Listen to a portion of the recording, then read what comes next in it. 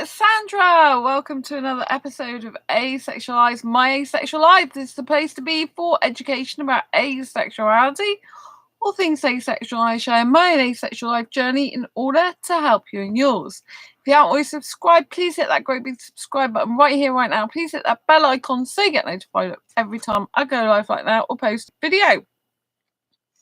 So, welcome to my channel. If you didn't know what this channel is about, it's about asexuality, which is a lack of sexual attraction. That's what this sexual orientation is based on. And I cover dating, relationships, life, love, and everything about asexuality and asexual life itself. So, if that sounds like something you'd like to know more about, please subscribe and hit the bell icon.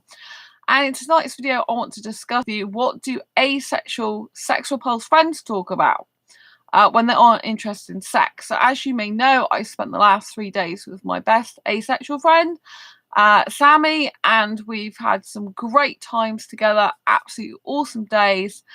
And I guess you're wanting to know what type of things sex repulsed asexuals talk about when they aren't interested in sex, because obviously a lot of people, when they get together, they start talking about sex, their sex life, sexual relationships, and all this lot.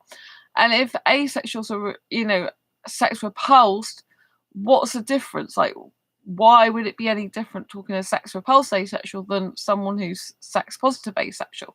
Well, a sex repulsed asexual will say things like, I hate sex, it makes me feel sick, I'm disgusted by it, and it makes me want to throw up, stuff like that. Whereas a sex positive asexual wouldn't say stuff like that, But what do we talk about in general? What we talk about things such as hobbies and interests, because with all the time we're not having sex and we're not interested in sex, this leaves a lot more time for other things in our life to pursue our passions, our dreams, and our goals. So Sammy has something called Space Era, which is their own created universe they've been working on since they were 8 years old. And that means the absolute world to them. And it's like an ongoing project continually throughout their life and makes them really, really happy. And I have my writing, as you know, in helping asexuals. And I love my writing so much. Sometimes it's not always easy because it's hard topics I'm covering, but the actual process of writing, the creativity, all that lot, I absolutely love and enjoy. And, it just makes me feel so good. So I'll talk about my writing, I'll talk about my asexual books, the current one I'm working on, and future books. I'll discuss with them my future plans for this channel and asexuality. I'll discuss with them about my asexual groups, because they're admin of my asexual groups. So really, when asexual sex repulsed talk, we talk a lot more about our hobbies and interests and passions, which obviously don't involve sex, Sex is kind of like, meh, yuck. And pursuing our hobbies, dreams, and passions is really important to us. It's like, high level of importance. So whereas people who enjoy sex put sex on a pedestal, if you like, high level of importance, we don't do that. We put productivity in what we want to pursue in our passions and our goals, ambitions, and dreams as a high priority. We'll talk about things like just general scenarios that happen in our past and life. Sometimes we talk about things that are obvious we're asexual from a young age, but we didn't realize it, and so we'll bring stuff up like, so for example, when I was at school, this happened, and vice versa, and with a past ex, I just couldn't bring myself to have sex, So we do talk about sex sometimes, but a lot of the time it's to do with what we don't like about it and things that weren't good in past relationships and being pressurized by other people to do things we don't want to do. And also we'll talk about dating and relationships and things like that, especially in the context of the fact that everyone's so interested in sex and nudity, which me and my best asexual friend hate. We both hate nudity, which is good. They don't mind a guy's chest, neither do I mind a guy's chest. But overall nudity below the waist, bleh. So we're both the same on that. And we talk about animals and pets, and we discuss like movies and things like that, and trips away and things that have happened in our life. And so it's very much focused on, you know, negativity, I guess, towards sex in general for us personally, if we're sex repulsed. So a feeling of like yuck, disgusting, being sick, that type of thing.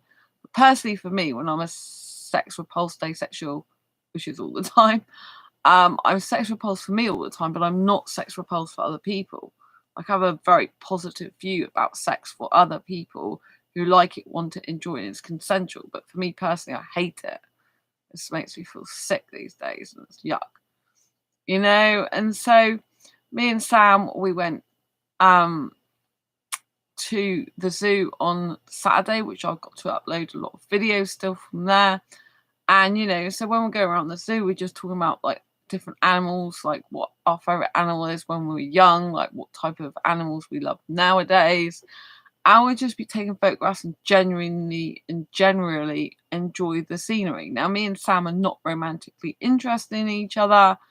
So there's none of that, you know, like underlying why we're meeting up rubbish or anything like that. It's just true best friendship, and that's it, you know?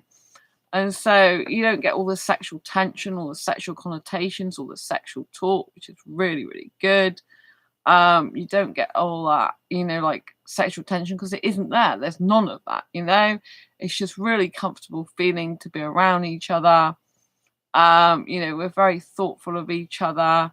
Some of us make jokes sometimes. We can make some, well, I can, I guess, make some sex jokes, as in sexual innuendo jokes, I guess. But at the same time, I'm disgusted as well. So, yeah, we can talk about like food. We love food. I think a lot of asexuals do love their food. So we can talk about different foods we like and enjoy, and we can enjoy the foods together, which is what we do. So, where after we've been to the zoo in Paynton, we went to a beautiful Chinese restaurant. I had 3 dishes, and it was just amazing. And the rice noodles were absolutely incredible. Sammy ordered seconds of the rice noodles and bean sprouts, so they loved it that much. But I am a little bit sleepy, as you've probably noticed, you know. We do talk a little bit about being tired. We get up really early, you know, and we just talk in general, catch up and explain how things were in our childhood, or explain how things were at school, explain, you know, stuff that we can each relate to and things like that that are non-sexual nature. So I think it's really important that, you know, that you can still talk about loads, even if you don't like sex. Talk about more, actually, because you've got more variety of things to think about, to be honest. Anyway, I hope you found this video useful, helpful. If you have, please give it an emoji, give it a thumbs up. Love to know what you think. Write down in the comments below, and I'll see you soon. Lots of video live stream, lots of love. Bye. Bye.